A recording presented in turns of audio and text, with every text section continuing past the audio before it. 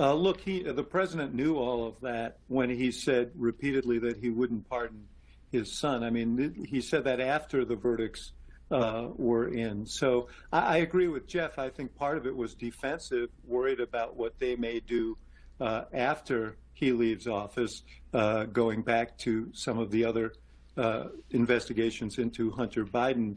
But look, everybody in America knows how much loss the Bidens have suffered.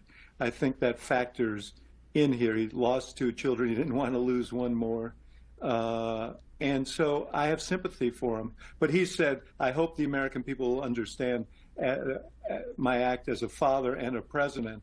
I think people will understand his act as a father, but not as a president. And one of the things that confused me, Anderson, was just as a tactical matter, wouldn't it have been better to pardon a whole bunch of people who deserve pardons as part of a pardon gestures, to throw this out here alone and hop on a plane to Africa on a Sunday night?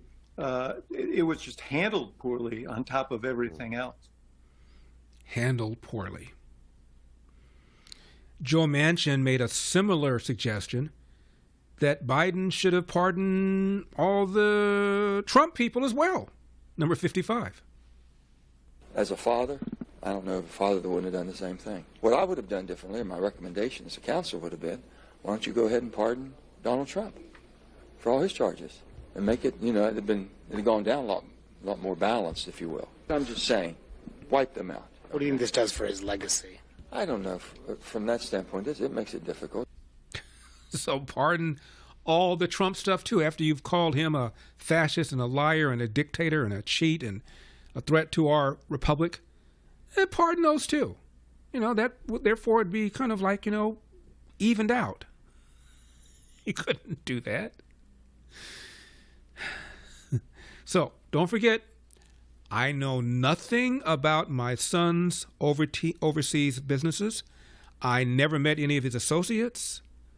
I never pocketed anything. Have no blooming idea what he means by saying the big guy gets 10%.